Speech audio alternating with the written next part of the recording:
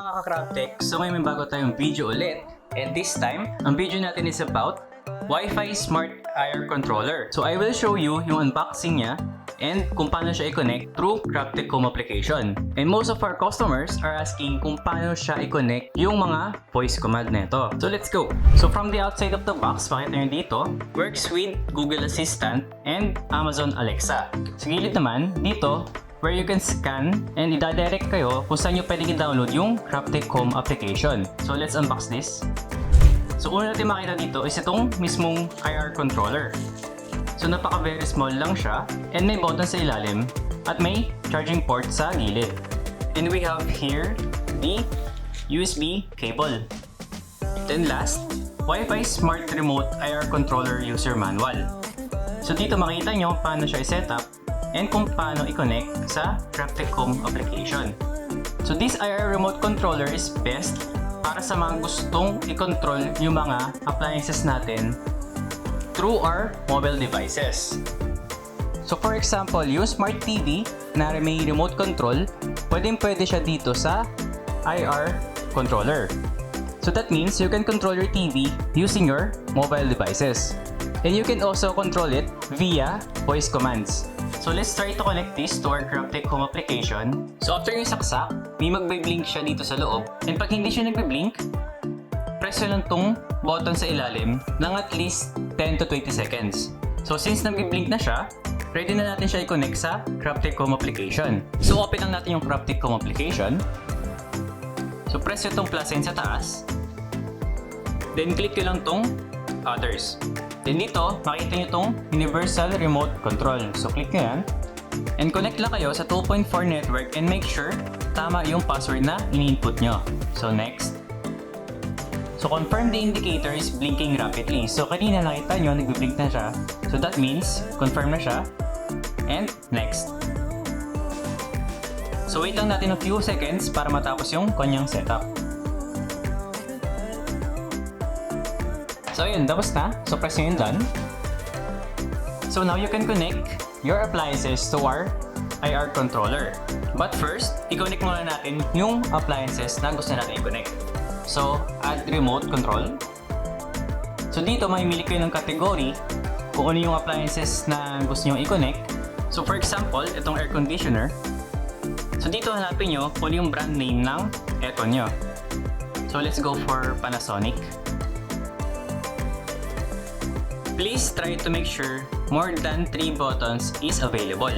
So mag-try lang kayo ng buttons nyo. Then pag nag-switch on or off yung aircon, so pag gumagana tong mode at yung air volume, so once na may 3 or more buttons na gumagana, doon yun na pinutin yung select this one. Pero kung hindi siya gumagana, mag-next one kayo and mag-iiba yung kanyang setup. So try nyo lang ulit ito. Kung hindi pa rin gumagana, next one lang ulit. Tapos next one until 3 or more buttons na gumagana. So paano naman yung mga hindi mahanap yung kanyang appliances? Don't worry kasi meron tayong DIY. So sa pinakababa, makita nyo dito yung custom type. So click nyo yan. Then nakalagay dito, make the remote control of the appliances aim at the IR controller.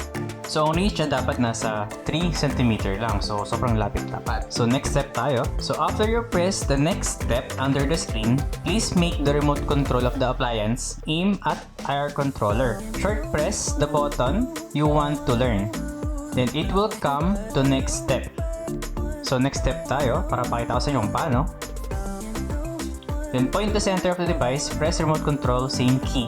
So press ko lang tong power button. Ayan. So, pag ginawa ko yon at ma-detect ng IR controller kung ano yung button na napindot ko, yun yung kanyang i-learn at isa-save sa settings niya. So, kanina pinindot ko yung power. Save natin as power. Okay. So, press nyo ulit yung continue para ma-record naman yung auto. So, auto. Yun. So, auto. Continue, sleep.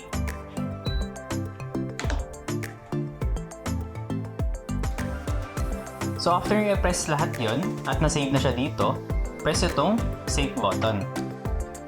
So So after nyong gawin yun, pwede nyo nang kontrolin yung appliances through your mobile devices. For example, kanina pinit ko yung power doon sa controller. Ito yung controller Yung gan. Then dito, ito yung power niya. Yan. So nag-on siya. So power ulit. So nag-off. So power. So speed. Speed. Speed. So ayan. You can now control your appliances using your mobile devices. So for those na DIY lang yung nakalagay, so pwede nyo i-rename kung ano yung controller na yon. So save. So that's it. So itong controller na to, ito yung pang-control niya dun sa aking air purifier. So let's try to use it naman sa voice command. So para magamit naman natin yung voice command, so for me, gagamitin ko tong Alexa Echo Dot at itong Google Home Nest. So for those na hindi alam ko paano pa i-connect ito sa Crabtek Home application, I will leave the link on the description below kung saan itadirect kayo sa another video namin kung paano siya i-connect. So saksak ko na parehas to. So after nyo i-connect itong dalawang to sa inyong Crabtek Home application, you can now control it through your voice commands. So bago muna yun, syempre kailangan muna natin i-set up yung kanyang commands. So bago nyo muna magamit yung voice command niya, kailangan nyo munang i-upload yung controller to our Crabtek Home application. So press itong naka-arrow sa taas. So after few seconds, mare-record na siya. So let's go back.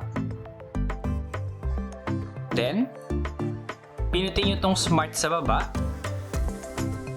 Then, press yung tap to run. Then, itong plus sign sa taas. So, select itong launch tap to run. Then, itong run the device. Then, dito, makikita nyo yung air purifier na ginawa natin kanina. So, click nyo lang siya. So, gusto ko siyang i-power on gamit yung voice command. So, pinutin ko yung power. So, change ko na lang yung name niya. So, purifier. Power. So, after that, save nyo lang. I found one in scene called Purifier Power, and you can control it by saying, turn on Purifier Power. So, nagsalita si Alexa na pwede na natin siyang i-voice command. Alexa, turn on purifier power. Okay. Oh, diba? Nag-on yung purifier. Nandito yung remote control. So, mag-add pa tayo ng isa. So, plus, launch, run. So, air purifier ulit. Then, speed. So, change ulit natin yung name. Purifier speed. So, save. Save. I found one in scene called Purifier Speed, and you can control it by saying, turn on Purifier Speed. So, sabihin lang natin kung yung sinabi din ni Alexa. So, Alexa, turn on purifier speed. Okay. Ayan, nag-change siya. Ito. Yung parang 1 doon. So, Alexa, turn on purifier speed. Okay. 2. Alexa, turn on purifier speed. Okay. Ayan, nag-change na siya. So, that's how you set up yung Alexa gamit yung IR controller. So, now let's try the Google Home Nest. So, sa may mga Google Home Nest naman, so same lang sila ng process kung paano nyo i-set up yung voice command niya. So, for example, hey Google, turn on purifier power. I understood. Turn on purifier power. Is that right? Yes. Alright, activating purifier power. Oh, nag-on din siya. So, isa pa. Hey Google, turn on purifier speed. Alright, activating the purifier speed. So that's it. Napakadali lang and sundan nyo lang yung step by step na ginawa ko kung paano i-voice command ang aming IR controller. If you have any questions or naguluhan kayo sa aking step-by-step tutorial, you can ask us on our Facebook page, Crabtek Home. And please don't forget to hit like and subscribe to our YouTube channel, Crabtek Home. And see you on our next video. Bye!